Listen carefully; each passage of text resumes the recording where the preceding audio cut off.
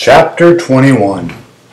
He was the very stuff of which my warmest, wettest dreams were made, my blonde fetish incarnate, my every Steve Reeves muscle fantasy made flesh.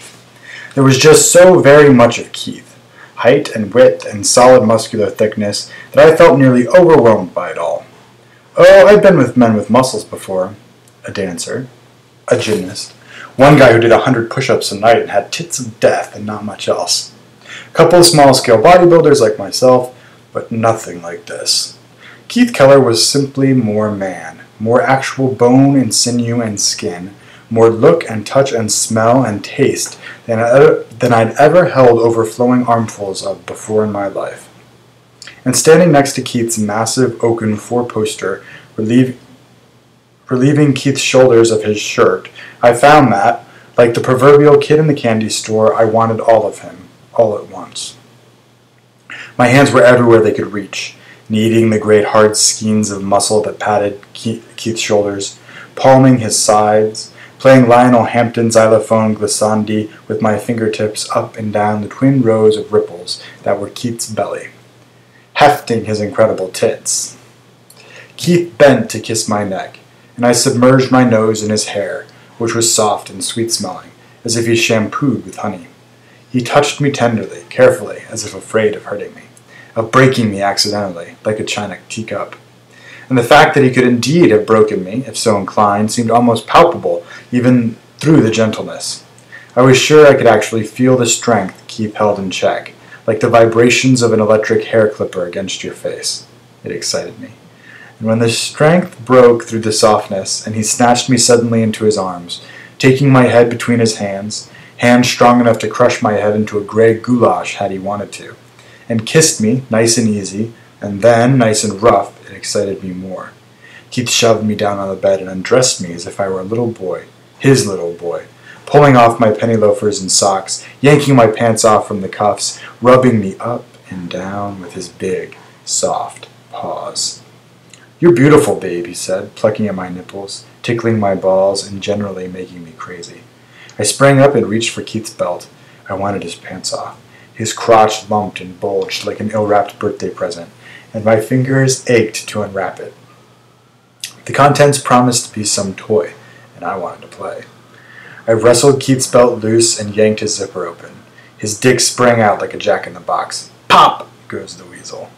It was just like the rest of him, big and thick and juicy-looking. I could scarcely wrap my hands around it. This in no wise diminished my desire to wrap my face around it. Au contraire. It veered just slightly to the right. It looked like the perfect food, delicious and nutritious, high protein and low fat. So good and so good for you. Health food, really. And so much more appetizing than tofu. I made a lunge for it, but Keith caught me by the shoulder and tossed me backward again. "Oh, no, you don't," he said. "Me first."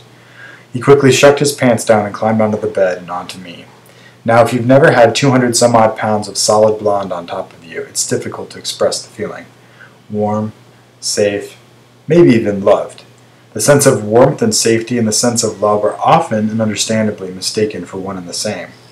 True, having that much man on your chest can make breathing a bit difficult, but once Keith was on top of me, I decided I never wanted him off. He wrapped himself around me and kissed my face, rubbed his rough, beard-stubbly cheeks against mine, dry-humping me slow and easy. I grabbed his big head and kissed him as hard as I could, lest he forget it was a man he was with that night. I turned his head to the side and sucked his earlobe. When he made a noise somewhere between a sigh and a moan, I knew I'd hit on something. I nipped and tongued in and around his ear, licked him behind the ear, and he cried out loud. "Like that, do ya?" I whispered. Taking me by surprise, he pinned my shoulders to the bed with his hands and looked down at me with a nasty smile. "Yeah," he said, "I like that." He kissed a meandering path down my chest and belly, finally crouching between my thighs. He buried his face in my crotch, snuffling me like a puppy. "God, you smell good," he said. His words were somewhat muffled, as he was face down on my groin. He wagged an all-out attack on my lower half, nuzzling and licking, slurping and nibbling, all the while skillfully avoiding my somewhat overexcited penis, which was by this point swollen past the point of discomfort, twitching and spitting, and frankly, I would not have been surprised if it had found voice and simply said, "Hey Keith, over here." When Keith did finally take old Snarfle in hand, my old boy threatened to shoot the works right off the bat.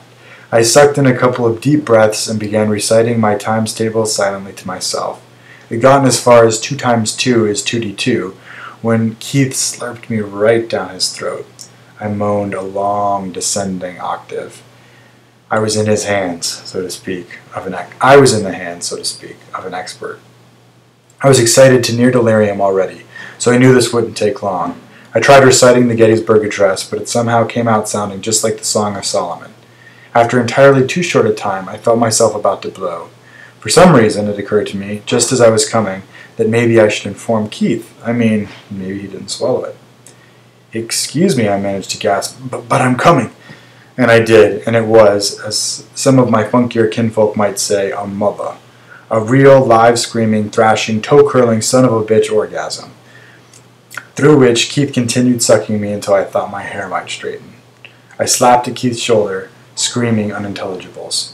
Keith just grinned, licking his lips like a cartoon kitty cat.